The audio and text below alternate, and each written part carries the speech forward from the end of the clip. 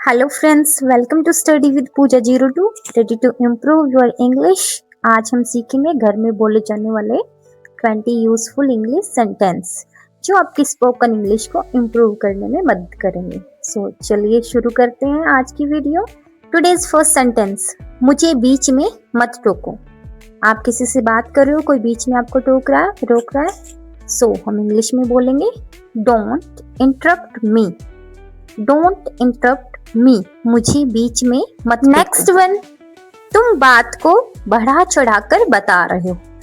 कोई दूसरा आपकी बातों को या किसी और की बातों को बढ़ा चढ़ाकर बता रहा हो तो उसे बोलेंगे exaggerating. You are exaggerating the matter. इस बात को तुम बढ़ा चढ़ाकर बता रहे हो या फिर तुम बात को बढ़ा चढ़ाकर बता रहे हो। नेक्स्ट, हर बात पर बहाना मत बनाओ।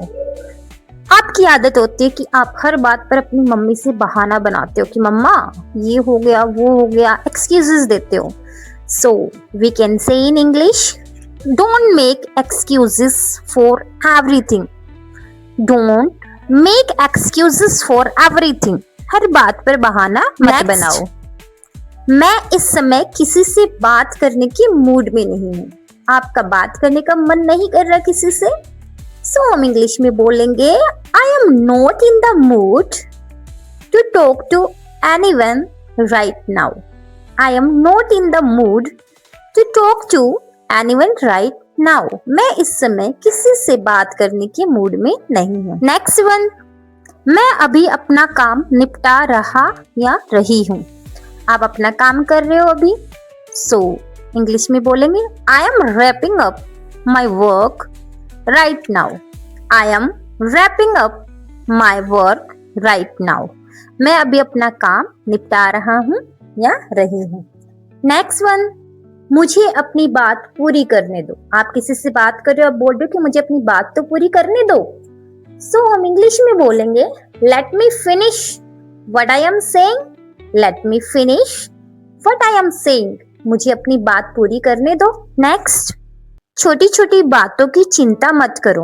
आप छोटी छोटी बातों पे चिंतित हो जाते हो, आप वरीड हो जाते हो, सो हम इंग्लिश में बोलेंगे don't worry about small things. Don't worry about small things. छोटी छोटी बातों की चिंता मत करो। नेक्स्ट, तुमने मेरा दिन बना दिया।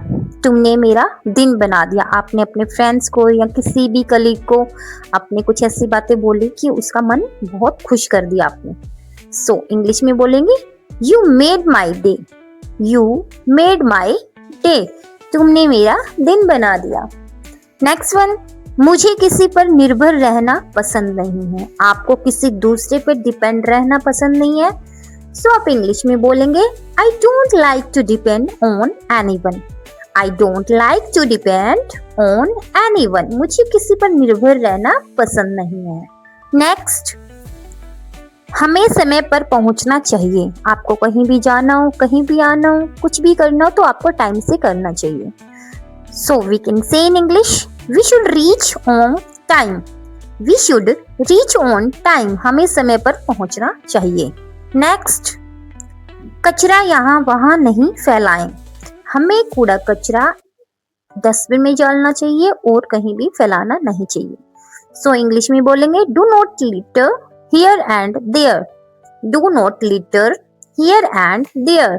कचरा यहाँ वहां नहीं फैलाएं। नेक्स्ट, क्या मैं बाहर जा सकती हूँ। आप परमिशन ले रहे हो बाहर जाने की मम्मी से पापा से, सो आप बोलेंगे मे आई गो आउट मम्मा या पापा, मे आई गो आउट। क्या मैं बाहर जा सकती हूँ। नेक्स्ट, आप मुझे यह किताब दे सकते हैं। आप किसी से पूछ रहे हो कि क्या आप मुझे ये बुक दे सकते हो, सो we can say in English can you give me this book. Can you give me this book. आप मुझे यह किताब दे सकते हैं। नेक्स्ट, क्या मैं यह कल पूरा कर सकती हूँ। आप अपना काम कर रहे हो और आपका फिनिश नहीं हुआ, सो आप पूछ रहे हो या सोच रहे हो कि क्या मैं ये कल पूरा कर दूं, सो आप इंग्लिश में बोलेंगे can I finish this tomorrow. Can I finish this tomorrow. क्या मैं यह कल पूरा कर सकती हूँ। नेक्स्ट वन, मैं इस बारे में बाद में सोचूंगा या सोचूंगी। आपको किसी ने कोई बात बोली कि आप इस बारे में सोच लो, कोई काम है या फिर कुछ और है। सो आप इंग्लिश में बोलोगे I will think about it later. I will think about it later. मैं इस बारे में बाद में सोचूंगा या सोचूंगी। नेक्स्ट, क्या मैं यह सवाल अकेले हल कर सकती हूँ? आपको कोई क्वेश्चन दिया गया है, सो आप उससे सॉल्व करने के लिए सोच रही हूँ कि मैं इसे अकेले ही सॉल्व करूंगी। सो आप इंग्लिश में बोल सकते हो can I solve this question on my own. Can I solve this question on my own. क्या मैं यह सवाल अकेले में हल कर सकती हूँ? नेक्स्ट, क्या मैं यह अध्याय समय पर पूरा कर सकती हूँ?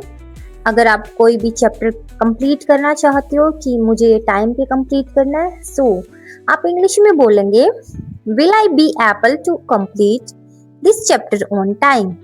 Will I be able to complete this chapter on time. क्या मैं यह अध्याय समय पर पूरा कर सकती हूँ? नेक्स्ट, हर किसी को दूसरा मौका मिलना चाहिए। ये तो जाहिर सी बात है कि सबको एक जैसा हमें मौका देना चाहिए।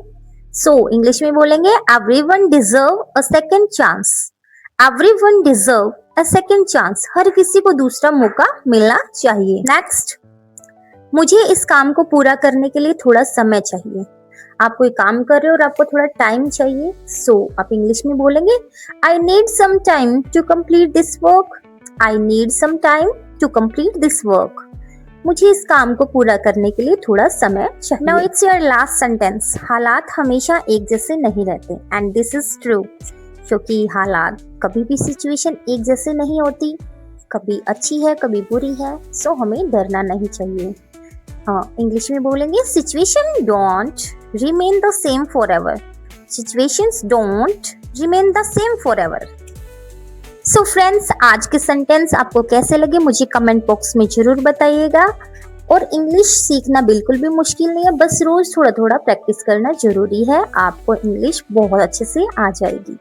Thank you so much for watching me and अगर आपको वीडियो अच्छी लगी तो लाइक शेयर एंड सब्सक्राइब जरूर करिएगा। Stay happy and